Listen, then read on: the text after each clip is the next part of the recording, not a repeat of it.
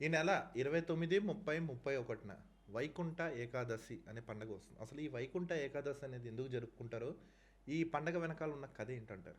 వైకుంఠ ఏకాదశి రోజున మురాసురుడు అనేటటువంటి రాక్షసుడితో విష్ణుమూర్తి యుద్ధం చేస్తూ సింహావతి అనేటటువంటి కొండలో బదరికాశ్రమం దగ్గర దాక్కుంటాడు. దాక్కుని యోగమాయను పిలిచి ఆమె వచ్చి ఆ రాక్షసుని సంహరిస్తుంది. ఆమె చేసిన పనికి కృతజ్ఞతగా వైకుంఠ ఏకాదశి రోజున, ప్రతి ఏకాదశి రోజున కూడా ఉపవాసం చేస్తే వాళ్ళకి పుణ్యం వస్తుంది, మోక్షాన్ని ఇస్తానని స్పెషల్గా వరం ఇచ్చాడు. అంతేకాకుండా విష్ణుమూర్తి ఇద్దరు రాక్షసులకి వైకుంఠ ద్వారం తెరుస్తానని వాగ్దానం చేస్తాడు. దాని ద్వారా మోక్షం ఇచ్చాడు. అదేవిధంగా ఈ యొక్క మన దుర్వాస మహర్షి ఉపవాసం బ్రేక్ చేయడానికని అంబరీషుడు భోజనానికి పిలిచినప్పుడు దూర్వాసుడు లేట్ అయ్యాడని కొంచెం మంచినీళ్ళు తాగుతాడు అంబరీషుడు.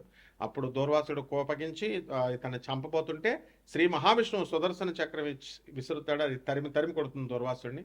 మళ్ళీ ఈ క్షమాపణ అంబరీషుడిని అడిగినప్పుడే వదులుతుందని చెప్తారు. అలా వదిలేస్తారు. కాబట్టి వైకుంఠ ఏకాదశి రోజున మూఢమైనటువంటి భక్తితో, మూర్ఖపు భక్తితో కేవలం వైకుంఠ ద్వారమే విష్ణువు ఆలయాలకే వెళ్ళాలి అని పెట్టుకోవద్దు. శివాలయాలు ఖాళీగా ఉంటాయి. శివుడి ఆలయాలకు కూడా వెళ్ళినా సేమ్ ఫలితం వస్తుంది.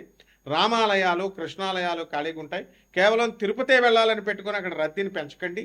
మామూలుగా ఇక్కడ మన లోకల్లో ఉన్నటువంటి ఏ దేవాలయాలకైనా వెళ్ళొచ్చు. దేవాలయాలకి వెళ్ళలేనటువంటి వాళ్ళు మన ఇంట్లోనే వైకుంఠ ఆ యొక్క తూర్పు ఉత్తర ద్వారాన్ని, ఉత్తరం వైపు దేవుడు తలుపు కింద పెట్టుకొని మందిరం దగ్గర ఫోటోని పెట్టుకొని పూజ చేసుకోవచ్చు.